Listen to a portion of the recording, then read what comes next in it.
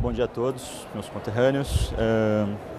A pedido eu e o Daré juntamos nossos slides aqui para tornar essa apresentação um pouco mais dinâmica. A gente tem bastante caso para mostrar, bastante coisa para mostrar para vocês. Vamos lá, o único problema de apresentar junto com o Daré é a diferença de altura dele, então eu pareço ainda mais baixinho do que eu sou. Vamos lá. Desculpa. Fotocoagulação a laser foi uma revolução nos tratamentos das patologias da retina que se iniciou há cerca de 5 décadas atrás. Na década de 80, o ETDRS mostrou que a fotocoagulação a laser, nos casos de edema macular diabético, diminui a perda visual em 50% dos casos de edema macular clinicamente significativo. Entretanto, os parâmetros usados com esse laser, os parâmetros usados no ETDRS, eles causaram muitos efeitos adversos que foram observados assim que todo mundo começou a fazer. Esses efeitos adversos estão relacionados a cicatrizes, inflamação, escotomas, entre outros indesejáveis. Os efeitos colaterais visuais associados estão sempre associados à lesão da retina neurosensorial. Essas fotos aqui mostram exatamente como o laser no padrão ETDRS deixam marcas na retina e cicatrizes que a gente não quer, apesar do benefício e do bom efeito pós-laser. Esses efeitos adversos aumentam com a intensidade do tratamento, segundo a ETDRS. Então, a partir disso, novas técnicas e parâmetros de fotocoagulação foram estudados nas últimas 2 décadas. Sempre buscando a fotocoagulação com menor lesão à retina neurosensorial, evitando esses efeitos indesejáveis. Então, a questão que fica e que foi sempre questionada nesse período é: são necessárias lesões na retina para se atingir os efeitos benéficos do laser? Hoje em dia, nos últimos estudos, o que está sendo visado é reduzir a potência do laser, o pulso, minimizar a exposição, fazendo um pulso de curta duração, o uso do micropulso, que a gente vai falar aqui hoje, evitando assim que a condução do calor recebido pelo epitélio pigmentar da retina seja passado para os tecidos adjacentes, causando essas lesões indesejáveis. Bom, a tecnologia do micropulso, os primeiros pacientes tratados com micropulso foram tratados em 1997 pelo Dr. Freiberg, e o micropulso tem uma diferença muito grande do pulso contínuo, onde o pulso contínuo a gente tem uma energia que é entregue de uma vez naquele período pré-determinado de exposição, onde se a gente colocar aqui 100 ou 200 milissegundos de exposição, esse pulso vai ser despejado de uma vez, aumentando a temperatura da retina e causando aí prováveis lesões que está relacionado com as cicatrizes que a gente já conhece. No micropulso não, o micropulso, o software do aparelho tem o poder de controlar e gerenciar esses pulsos, onde a gente tem dentro desse mesmo período de exposição pré-determinado uma sequência de pulsos muito pequenos, com uma energia menor despejada na retina e intervalos entre esses pulsos. Esses intervalos também são pré-determinados pelo usuário. Desse modo a gente a gente consegue fazer nesses intervalos um resfriamento do local da onde a gente começou a aplicar esses pulsos, não causando assim lesões na retina. Isso é comprovado hoje já até com estudos histológicos, grandes trabalhos ultimamente publicados, e também nos últimos anos trabalhos onde a gente testa a funcionalidade dessa retina após a aplicação do laser. Então nesse slide a gente mostra aqui à direita de vocês, uma microperimetria realizada após a aplicação de laser, onde a gente vê que a gente não tem perda funcional baseado nesse exame, mesmo após fazendo laser aí em mácula, fóvea, etc. Bom, o primeiro caso que eu vou apresentar é um caso de coreodopatia serosa central. A gente tem uma série de casos de coreodopatia serosa central. Esse paciente é um homem de 48 anos, referindo baixa acuidade visual no olho direito há cerca de 4 meses. O OCT do paciente é esse aqui, paciente com 20/100. Eu usei o laser de micropulso, o aparelho que eu tenho é o 577, que está exposto aqui também, e o resultado que eu tive após uma sessão de tratamento em 45 dias é uma melhora muito grande em termos do descolamento seroso e uma melhora de visão que foi de 20/100 para 20/20-2. Então esse aqui mostra a melhora que a gente teve. Foi perguntado para mim e para outros colegas quais seriam os melhores casos para começar a se fazer micropulso. Poxa, eu nunca fiz micropulso. O que fazer? Óbvio que mesmo a gente falando e mostrando e a gente revisando os artigos onde a gente vê que não tem lesão, é difícil, principalmente para quem está acostumado com laser no passado, de falar assim, poxa, eu vou lá e vou fazer um laser na fóvea do paciente ou muito próximo à fóvea. É assustador e realmente pode ser. Então, os primeiros casos que, uma opinião pessoal minha, que eu indicaria para se começar a fazer o laser de micropulso, seria na própria coreodopatia serosa central. A coreodopatia serosa central, a gente tem geralmente não tem uma opacidade de meio ou outras alterações na retina, onde a gente pode delimitar melhor aquela área e a gente pode trabalhar melhor naquela área de vazamento. Esse caso, uma coreodopatia serosa central extrafoveal, o que seria melhor ainda para começar em termos não de segurança do paciente, mas do sentimento do médico de se fazer. Esse aqui do mesmo olho, peguei um corte mais próximo à fóvea para mostrar, mas esse paciente chegou, um homem de 29 anos, chegou com uma queixa de mancha em visão do olho esquerdo há 40 dias, com a piora há uma semana. Eu propus para a gente fazer o micropulso, foi feito o laser de micropulso, mais ou menos nessa região, cobrindo toda a região, depois eu vou falar como que a gente faz. E esse é o resultado após 35 dias. Estou seguindo esse paciente já há 6 meses, não teve nenhuma recorrência e em uma sessão resolveu o caso dele. Essa aqui é a melhor. Daré?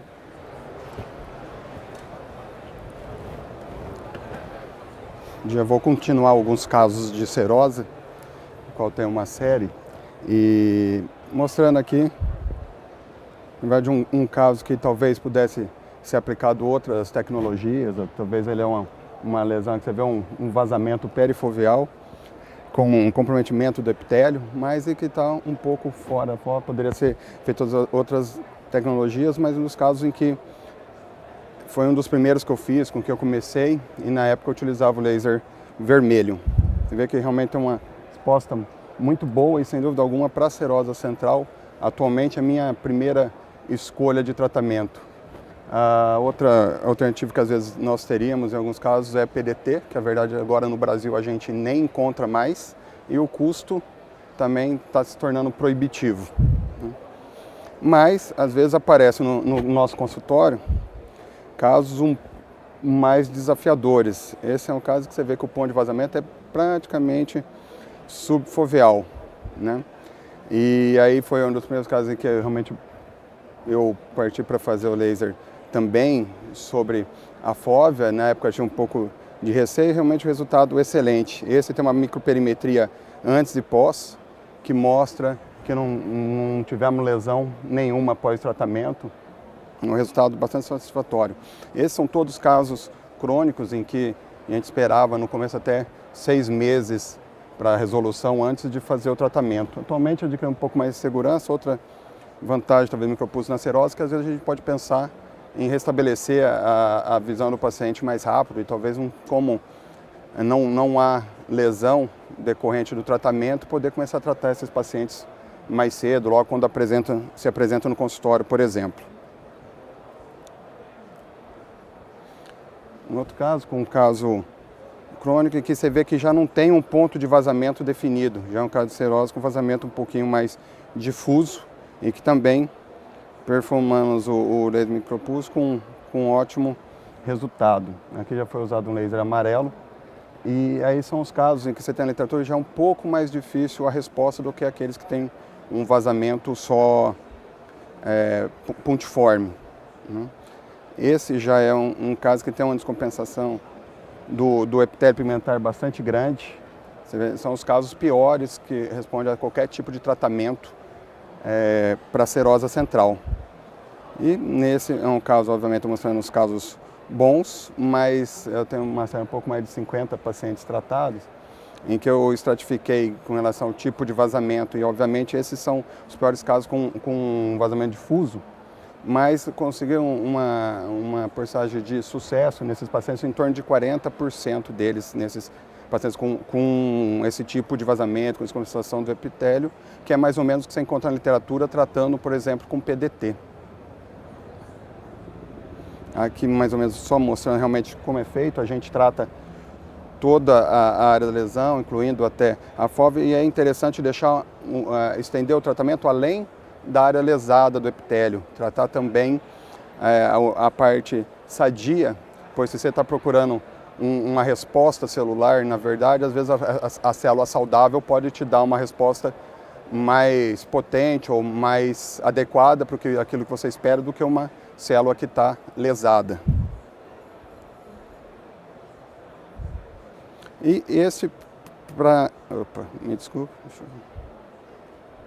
só para mostrar também um caso, que esse foi o que mais insisti no tratamento, em que na verdade teve várias sessões de retratamento. Na verdade foram feitas 5 sessões de tratamento até conseguir a absorção completa do fluido e pelo menos todos os exames disponíveis de OCT, de angiografia, não mostrava qualquer tipo de lesão na retina. Então nos permite também, a técnica de micropulso, você poder fazer retratamentos sem ficar muito preocupado com a lesão tecidual.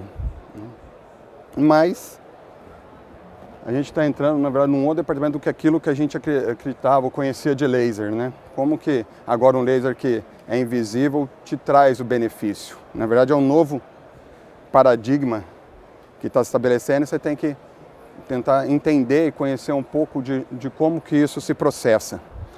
Aqui no laser convencional, bem no centro da onde você faz o laser, você cria uma marca que na verdade é a denaturação das proteínas e você lesa. Na verdade, o que se pensava em termos de efeito do laser seria que você diminuiria a atividade metabólica da retina, lesando principalmente as principais células da retina, que são os fotorreceptores, que são as células mais metabolicamente ativas. E com isso você conseguiria aumentar a tensão de oxigênio intracelular, diminuir a demanda metabólica, poupando a área mais nobre da retina. E por consequência você conseguiria também diminuir um pouco de VEGF, mas na verdade através de lesão tecidual, através de lesar a retina não saudável.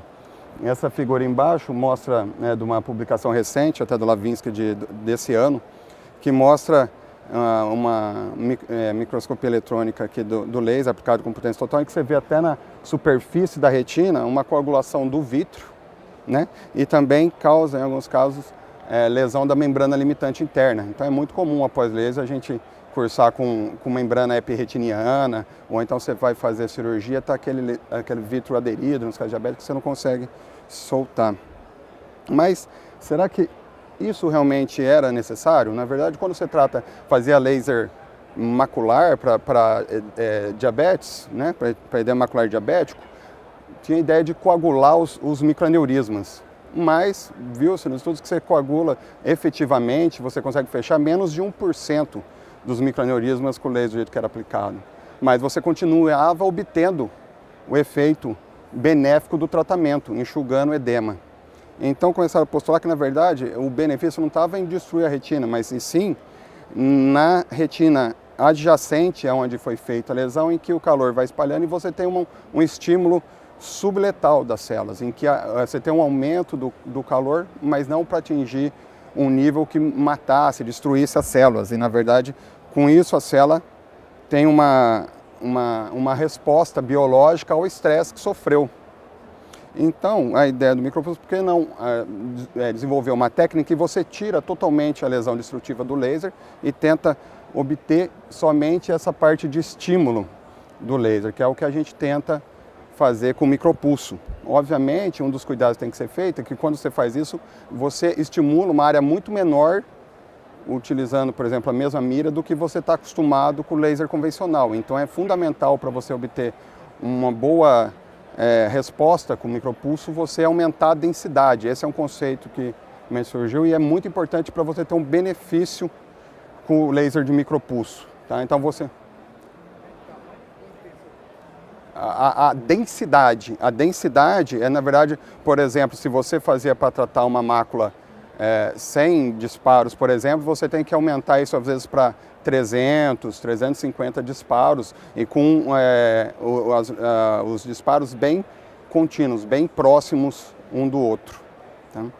E quando você estimula, você promove um estresse celular, você tem, como eu disse, as respostas da célula com liberação de inúmeros fatores, que alguns deles estão aqui listados. Na verdade, você tem uma regulação da expressão gênica no celular, com down e up regulation de vários fatores.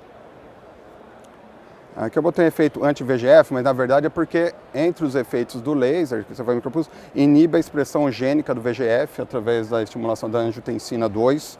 Você tem um efeito muito potente anti-angiogênico, a liberação do PDF, que é fator derivado do epitélio pigmentar, e pela trombospondina 1, que são fatores extremamente potentes em inibir a angiogênese. Além disso, você tem um poder de restauração do tecido, principalmente obtido através do fator derivado de estroma 1 e da beta-actina.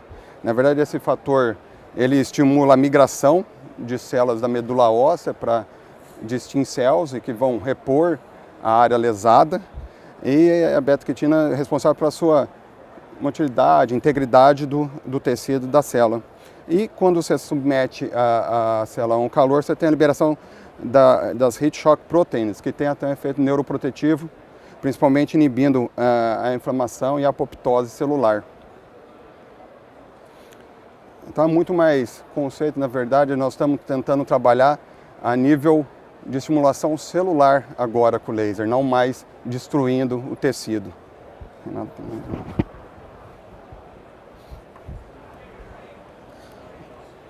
Essa parte a gente tirou no paro ímpar, o Doré ficou com a parte mais difícil e foi bom. Bom, mudando um pouco de patologia, vamos falar agora do edema macular diabético. Quem aqui é do Brasil, acredito a maioria, e trabalha ou já trabalhou com serviço público, sabe que a gente tem uma dificuldade. Muitas vezes a gente vê artigo, vê apresentações aqui nos Estados Unidos e não sei, claro, não é um estudo, mas é uma observação que não é nem minha, é de um ex-orientador meu, no qual ele falava, não, os pacientes brasileiros são piores, né? São pacientes muitas vezes descontrolados, com uma parte sistêmica descontrolada, então o nosso tratamento, não que a gente tenha que ser mais agressivo, mas a gente tem que prezar mais pela parte sistêmica desses pacientes, que deve ajudar também, além de todos os esforços que a gente faz nas retinas desses pacientes. Bom, esse primeiro caso de edema macular diabético, coloquei terapia combinada ali, muita gente está pensando que eu vou falar de anti-angiogênico, na verdade não é. Esse paciente é um homem de 65 anos, olho único, diabetes completamente descontrolada, e ele chega ao meu consultório com esse OCT, 2400 de visão.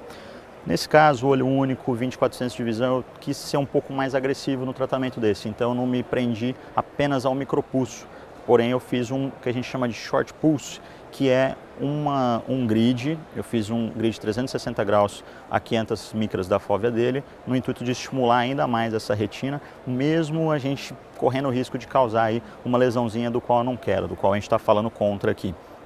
Mas são lesões controladas aí no intuito de ajudar nesse tipo de caso. Então esse paciente eu fiz essa terapia combinada, combinando o laser de micropulso de 577 mais um grid short pulse. Eu uso o mesmo laser, não preciso mudar a lente, não preciso trocar o aparelho de device. Eu faço primeiro esse grid short pulse, depois nesses tipos de paciente, até com angiografia é muito difícil às vezes a gente observar onde que realmente está essa fóvea, que área, ela está ali, está mais ou menos, a gente vai chegar com o laser perto? Não, eu não chego. Então eu tento chegar ali na área onde eu tenho segurança para visualização e depois eu faço, eu completo com o micropulso já em área de fóvea, perifóvea, estimulando essa área perigosa de chegar com o short pulse ou outros parâmetros. Enfim, esse paciente depois de 4 meses foi para 20/160 de visão, uma melhora, ainda mantendo um edema considerável, e agora esse paciente está desse jeito, com 6 meses e 20/60 de visão. A retina, óbvio, não está das melhores, mas é perto do que estava, ele está super contente, conseguindo fazer as atividades normais dele do dia a dia que ele não estava conseguindo fazer antes. Esse foi o thickness profile dele, e aqui não é a foto ideal para se ver, mas no infrared vocês podem ver que tem alguns pontinhos ali, que são as marquinhas de laser do short pulse, tá? Algumas permanecem ali e a gente consegue ver. Se fosse só o micropulso a gente não veria marca nenhuma, tá? Óbvio, acho que todo mundo já ouviu história, quem está fazendo um pouquinho de micropulso já ouviu história de, às vezes o paciente foge do nosso consultório, vai para outro colega e o outro colega desinformado fala, não, esse médico não fez laser em você, né? Porque a gente faz basicamente o micropulso, onde não tem lesão, não tem marca. Se tiver uma auditoria do convênio, talvez até nisso pegue no nosso pé.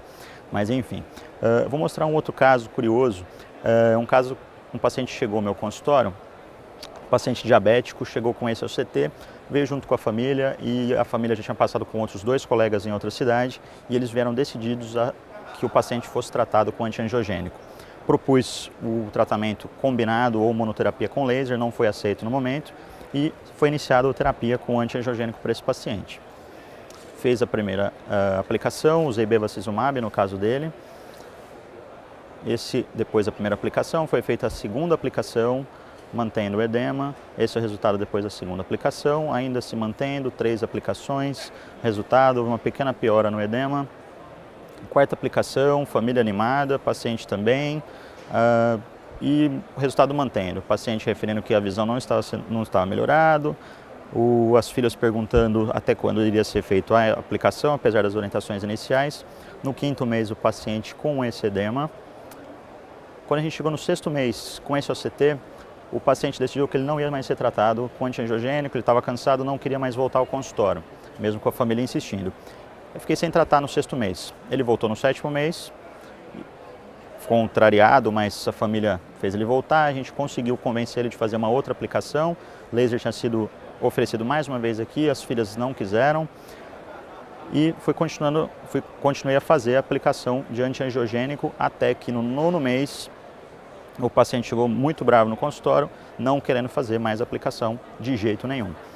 Foi oferecido o laser para eles, falaram o que ia pensar e esse paciente sumiu do meu consultório durante 2 meses. Ele voltou no 11º mês de segmento com esse OCT e até as filhas comentaram, falaram, poxa, está pior do que quando a gente começou. A gente fica numa saia justa com o paciente, apesar de todos os dados que a gente tem para orientá-los. Então, o resumo desse caso, o paciente com uma baseline, 8 aplicações em 11 meses, o OCT atual no 11º mês de segmento é esse, e, enfim, aceitaram que a gente tratasse com o laser.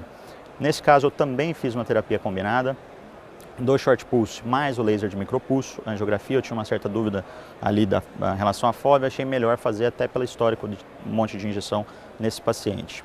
E o resultado, depois de 2 meses do micropulso, foi esse, o paciente já referindo melhora, todo mundo feliz, e o resultado depois só em observação, apenas com uma sessão com 14 meses, paciente com 20, 25. Tá? Então, a família super feliz que não está gastando mais, o paciente mais ainda, que ele não precisa voltar todo mês para fazer a aplicação no meu consultório. Esse é o resultado final dele. As marquinhas que a gente vê nessa foto, um pouco melhor, não é ideal também, mas um pouco melhor, são as marquinhas do short pulse, onde eu fiz aí muitas marcas nessas sessões, mas ainda mesmo com todo cuidado, chegando na lesão barely visible que a gente fala, do short pulse, a gente ainda tem aí essas marquinhas que devem permanecer aí por para sempre talvez. Enfim, foi o tanto que melhorou aqui o caso dele. E aí muitos colegas falaram assim, então como que a gente faz? Né? Eu quero ter esses resultados, como que a gente vai fazer? Os parâmetros que eu coloquei aqui podem variar, a gente não tem um protocolo totalmente estabelecido do que é o micropulso tem uma receita de bolo? Não, cada um tem a sua receita de bolo, né? Obviamente dentro de uma faixa. A gente até estava discutindo antes de montar a apresentação, o Daré tem algumas coisas que a gente faz um pouquinho diferente, mas enfim, esse slide aqui eu coloquei alguns trabalhos de alguns autores recentes que mexem bastante com micropulso e o meu tipo de tratamento está no meio dessa faixa também. No caso da serosa central, a gente geralmente faz uma marca pré-teste. Então a gente vai, geralmente na parte nasal da retina, faço uma marca como se eu fosse começar uma panfotocoagulação, por exemplo. Eu quero atingir uma marca branca, quero atingir uma marca forte nessa retina. É a partir dessa marca, do quanto que eu usei de potência dessa marca, que eu vou mudar os parâmetros do meu aparelho para se iniciar o micropulso. Quando eu falo mudar os parâmetros, a gente pensa, nossa, tem um monte de parâmetro para mudar? Não, é um botão que já está pré-definido, a gente vai lá, liga o micropulso e aí eu já consigo fazer o micropulso na mácula desse paciente com uma segurança boa. O Dirty Cycle que a gente fala, eu não falei no meu primeiro slide que eu deveria ter falado, o Dirty Cycle é o quanto que o pulso está ligado naquele tempo de exposição pré-definido. Então, se eu estou definindo lá um tempo de exposição de 100 milissegundos, por exemplo, e falo que o meu aparelho vai fazer um Dirty Cycle de 5%, apenas 5% de todo esse tempo de exposição que eu defini, o pulso vai estar on. A soma de todos os pulsos vai dar 5%. E o resto do tempo são os intervalos do qual o aparelho usa para resfriar aquela área da retina, não causando lesão. Tá? Então hoje tem uma tendência muito grande de se usar um Dirty Cycle menor, em cerca de 5% dos casos. Eu já fiz, quando eu comecei a fazer, cerca de 4 anos atrás, pelo menos meus orientadores falavam muito, 15%, 10%, 15%. E eu fiz bastante, também não tive nenhum caso meu que eu consegui ver lesão, mas hoje a tendência é diminuir mais até para 5%. Tá? Isso no caso de serosa. No caso do edema macular diabético, também a tendência é diminuir o Dirty Cycle. E essa aqui é a minha receitinha de bolo. Tá? Como que eu faço para tratar os meus casos de edema macular diabético? Eu faço uma marca de teste, não fora na retina nasal, não, eu vou ali adjacente à mácula ou bem na mácula temporal ali, bem de levinho, começando com 20 milissegundos de exposição. Eu quero fazer uma marquinha pouco visível, quero começar a enxergar essa marca logo quando ela começar a surgir. Começo com 40 a 50 miliwatts nessa retina e vou aumentando de 10 em 10 miliwatts, mudando o lugar, até eu atingir uma marquinha quase invisível, mas que eu consiga ver. A partir desse momento, eu ligo o micropulso, aumento a potência do qual eu atingi essa marquinha barely visible em 20%, aumento o tempo de exposição para eu ter um envelope maior de pulsos. O ciclo coloquei aqui de 5 a 10%, como eu falei, já usei bastante 15%, mas hoje a tendência é que seja diminuído esse Dirty Cycle, no intuito de causar ainda menos uma possível lesão. E o que o Dara falou, muito importante, porque muita gente fala, poxa, comecei a fazer, peguei a receitinha do bolo, fiz e não estou tendo resultado satisfatório. Eu acho que o grande segredo, o pulo do gato aqui, é o que foi provado no artigo do Dr. Lavinsky, no qual a gente tem resultado fazendo um tratamento denso. Né? O que é um tratamento denso? A gente fala, é TDRS modificado, uma marca, um spot de distância entre uma e outra. Não, a gente está falando aqui de marcas juntas, contíguas. Né? E como que eu faço isso? Poxa, como que eu vou fazer isso se eu não vejo a marca? Né? A gente vai se baseando como se fosse uma pintura.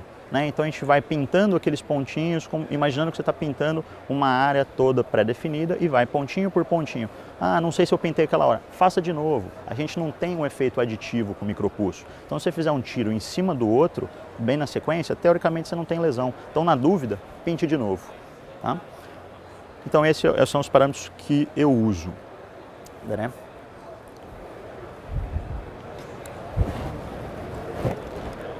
Vou mostrar uns casos de diabetes para mostrar que não é só na mão do Renato que funciona também, né? Acho que pode funcionar na mão de qualquer um.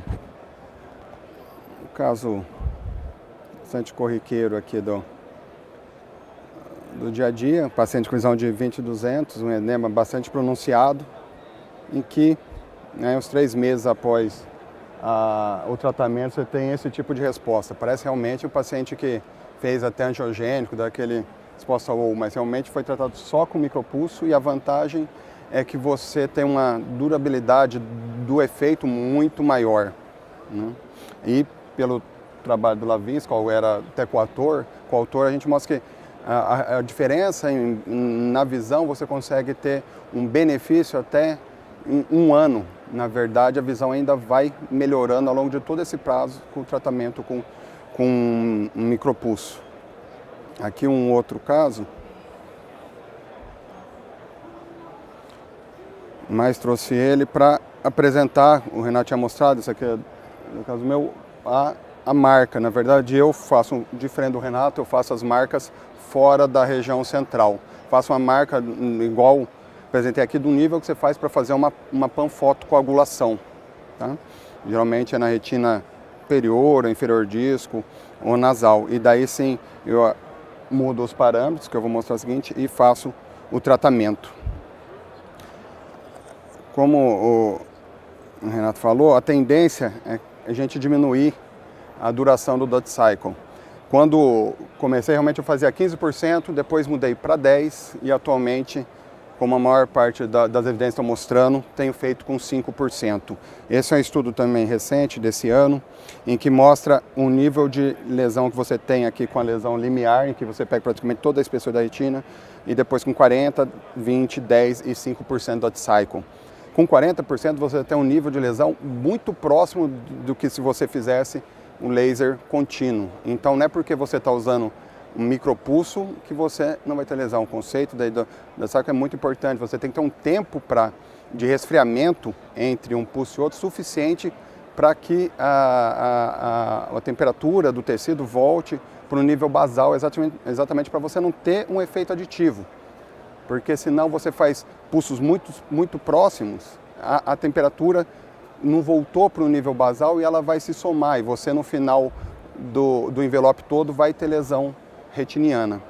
E nesse estudo mostra que com 5% não tem nem histologicamente, pelo menos a microscopia óptica, lesão retiniana. E pelo estudo mostra as liberações dos fatores se mantinham. Então você consegue obter o mesmo efeito desejado sem ter nenhum nível de lesão.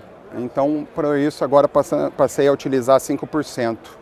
E quando você diminui o Dutch Cycle, aí você, para tentar obter o efeito desejado, tem que aumentar um pouquinho a potência, na verdade a radiância da retina. Então, eu aumento atualmente, se for para serosa, em 20% a potência do laser para tratar esses pacientes. E nos casos de edema macular diabético, oclusão de ramo, eu aumento em 50% a potência do laser. Exatamente, eu pego a potência da marca teste, que deu limiar, e, por exemplo, se estiver utilizando o laser vermelho, por exemplo, você marca em torno de 800 miliwatts, e eu aumento, por exemplo, 50%, vai para 1.200 para tratar os pacientes com micropulso. E qual é o efeito do comprimento de onda nisso? Se a gente falar em laser convencional, em que você está causando uma lesão, o comprimento de onda faz muito pouca diferença, porque você vai obter o mesmo efeito com qualquer tipo de laser.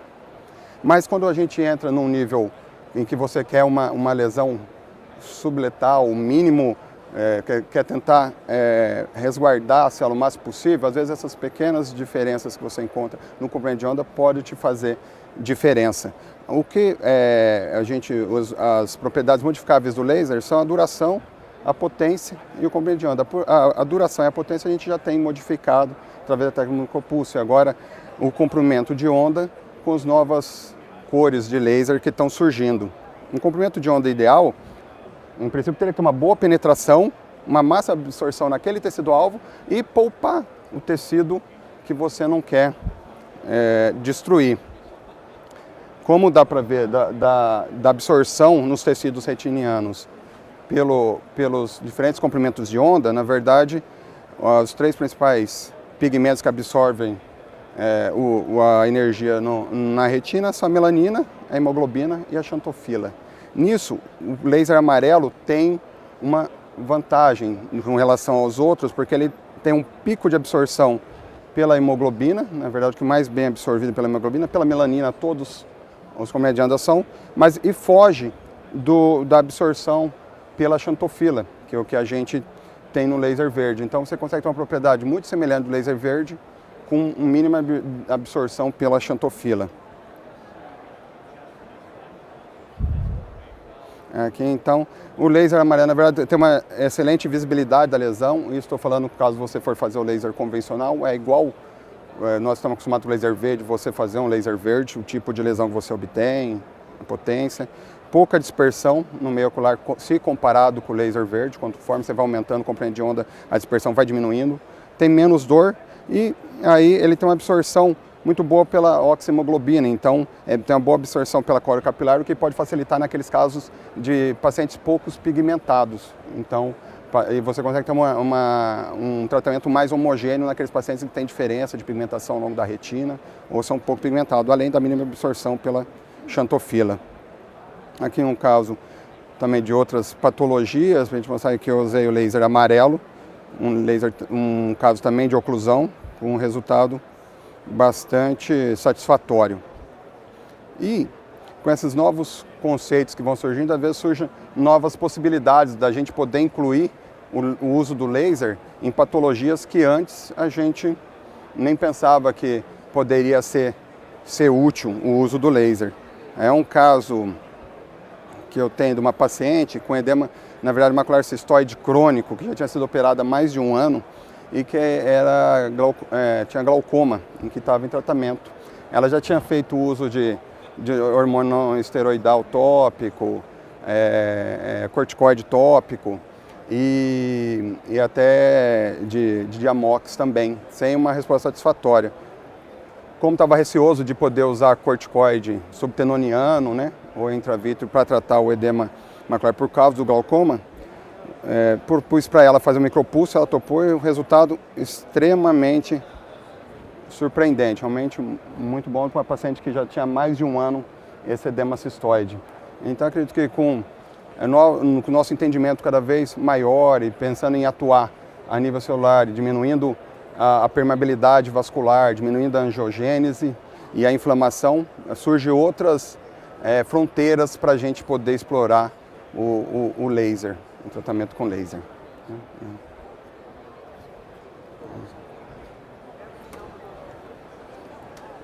Bom, só para finalizar, pediram para a gente falar sua experiência com o próprio aparelho. Eu tenho o IQ577, eu já usava antes. Eu tenho o IQ577 no meu consultório há cerca de 1 ano e meio, quase 2 anos.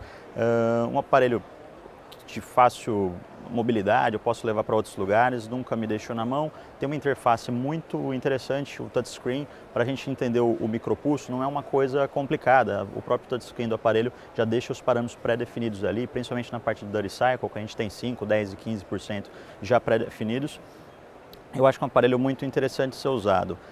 Hoje a Iridex lançou, não hoje, mas ultimamente, nos últimos tempos, eles lançaram o que é chamado de TXL, que é o multispot pattern deles, que a gente consegue fazer o micropulso, não só pontinho por pontinho, mas a gente consegue fazer essa pintura aí de forma automática usando o próprio aparelho. Eu achei bem interessante, ainda não tive a oportunidade de usar, mas é aí talvez um próximo passo no sentido da modernidade, aí, na facilidade de fazer. Bom, eu acho que é isso que a gente tinha para mostrar. A gente está aberto para alguma possível pergunta. Texel verde? É.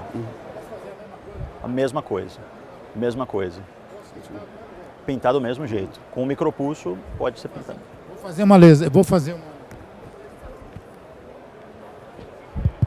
Aí eu vou fazer a marca onde? A marca do lado temporal? Com verde. Edema macular. Para edema macular diabético, É. por exemplo, é aquilo que eu assim, a gente tem receitas de bolo diferentes aqui, né?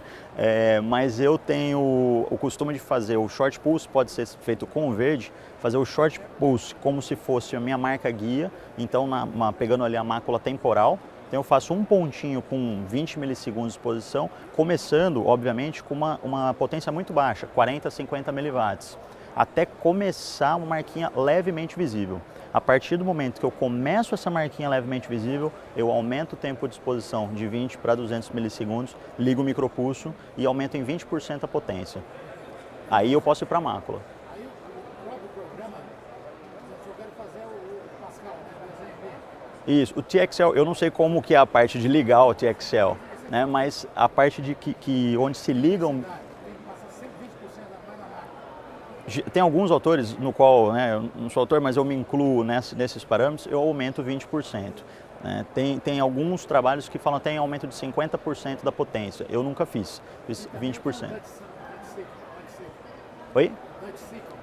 O Dirty Cycle. O Dirty Cycle, como o Dané falou e mostrou naquele trabalho que tem a parte histológica, que é recente, do Retina, a tendência é que diminua para 5%. Começando... Ele tem já na tela do aparelho... Eu tenho 5% ali, eu marco na máquina. Na própria tela do aparelho, quando o senhor vai ligar o micropulso, ligou o micropulso, ele tem lá 5, 10 e 15%. Apertou 5%, ele já faz todo o cálculo, toda a conversão de quantos pulsos vai ter naquele envelope, na exposição que o senhor colocar. Só está faltando a coragem mesmo, né? Só. Você tem a máquina. Aí é igual dirigir, é começar. Só repetindo aqui, tudo bem? Você usa quantos milissegundos para poder... você usa quantos milissegundos para depois aumentar de 10 em 10? Você começa com 0,4? Eu começo com o short pulse para macular diabético, eu começo com 20 milissegundos, para causar essa marquinha aí barely visible. 20 milissegundos. Tem alguns, não trabalhos, mas alguns relatos de casos, tem até acho que no site da IDEX, uns dois, que começa com 10 milissegundos. Então, assim, teoricamente, com 10 milissegundos ou 20 milissegundos de exposição, com uma potência ali de 40 miliwatts, é muito difícil você causar uma lesão na retina, por mais pigmentado que o paciente seja. Então, é dali que eu começo. Então, você vai de 10 em 10 miliwatts até, opa, começou a marquinha aqui, é ali o seu ponto. Entendi. Então você começa com 40 miliwatts de potência, vai subindo de 10 em 10 e com 0,2 de exposição? Eu começo com 0,002 milissegundos, né? Então seria, desculpa, seria 20 milissegundos. 20 milissegundos. Né? 20 milissegundos. Quando eu passo para o micropulso, que eu passo para 200 milissegundos. O André não é muito adepto dessa conversão, não, mas é o que eu tenho feito que E o que você usa da área de exposição no começo? Então, eu faço diferente porque eu não faço minha marca teste na mácula. Então, eu faço fora. Então, eu já uso o tempo de duração, que na verdade vai se transformar no envelope. Então, eu uso 300 milissegundos. Com 300 milissegundos, eu faço a marca fora, igual como se fosse uma marca de panfoto mesmo, como mostrando ali. E daí eu não mudo mais nenhum parâmetro, quer dizer, só o da potência, que daí eu aumento, tá? Você já põe o Dutch Cycle E daí direto. já põe o Dutch Cycle e pronto. Eu acho que é menos parâmetro para você ficar mudando, fica mais prático a execução do tratamento. Renato, e na hora que você faz o short pulse ali, você pega também o feixe papila macular? Pego, faço 360 também. Tem umas controvérsias em relação a isso, mas eu pego, se você for ver, tem muitos trabalhos que vão fazer 360, mesmo com o short pulse sem o micropulso. Com 100 de spot? Eu faço com 100 de spot, mas tem gente que está fazendo até com 50. Né? Então, 50 a 100, vamos dizer ali, que é uma faixa interessante para usar.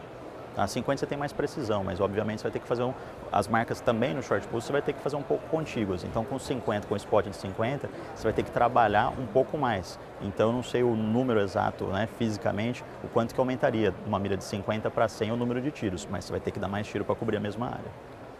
Obrigado. Imagina. Renato, Daré, uma dúvida nossa, dos oftalmologistas, é qual laser comprar? Ou verde ou amarelo? Vocês podem nos ajudar a saber qual que é o melhor? Qual que vocês indicam geralmente? Ou você tem alguma diferença pela afinidade de pigmento? O que vocês indicam? Então, foi o que eu mostrei ali. Na verdade, você consegue obter boa parte dos efeitos com quase todos os lasers, tá? Para ser bem sério. Depende do tanto que você está disposto a desembolsar, realmente o laser amarelo oferece essa vantagem. Quando você parte para tentar poupar o máximo possível, tudo aquilo que pode trazer de ganho é benéfico. Quando você começa a tratar a região central da mácula e você tem um comprimento de onda em que você pode poupar mais, acho que você tem benefício, você está ganhando nisso aí. Então, se você tiver condições, eu acredito que o laser amarelo é uma boa opção. A melhor opção, talvez, atualmente. Okay. Eu acho que uma das coisas, claro, né, ninguém vai comprar o laser só para usar para fazer laser de mácula, né? Então, quando a gente pensa também nos comprimentos de onda, tem alguns estudos mostrando que o laser amarelo, o paciente sente menos dor, por exemplo, na panfotocoagulação, né? Então, quem vai usar esse laser para fazer? Vou fazer laser de mácula, vou fazer panfotocoagulação, vou fazer de tudo, que é o meu caso, por exemplo, eu optaria pelo amarelo se realmente a gente for acreditar nessa parte da dor, aí eu acho que é um conforto a mais para o paciente. É mais versátil, além do que por causa que o vermelho, a princípio, estaria o comprimento de onda maior, é que você está mais longe de ter absorção pela xantofila, por exemplo. Só que é uma laser que você não consegue fazer uma panfoto de retina com ele, né? Então, sem dúvida alguma, mais versátil, eu acho que é o amarelo. Okay, obrigado. Excelente.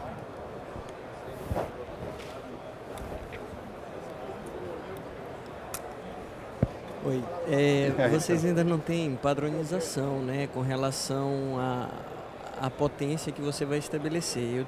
Eu li em alguns artigos que Uma forma seria multiplicar por 4, né, a potência que você estabeleceu fora da área a ser tratada e aí depois ligar o micropulse. Isso é diferente dos 120% da serose e 150% do edema macular diabético. E aí, pode ser feito isso tranquilamente também? O que você sugere? Talvez o que tenha é que mostra que você precisa de 4 vezes a potência para causar lesão com o micropulso com esses parâmetros. Mas você tem um range, uma variação de potência muito grande que você consegue trabalhar com esses parâmetros com dead cycle de 5%, por exemplo. Tá? E obviamente, acredito que menor a potência que você utilizar, você está sendo mais seletivo. O risco que você corre é de subtratar ou de não tratar. Tá? Mas pouca gente, na verdade, quadruplica o valor. Tem gente até duplicando o valor de tratamento, mas com 4 vezes mais, geralmente é o limiar que Jesus mostra para você começar a causar uma lesão, na verdade. Então você teria uma margem de segurança até de quadruplicar a potência que você está usando, vamos dizer assim. Obrigado. Perguntas? Obrigada. Mais português. Thank you, John.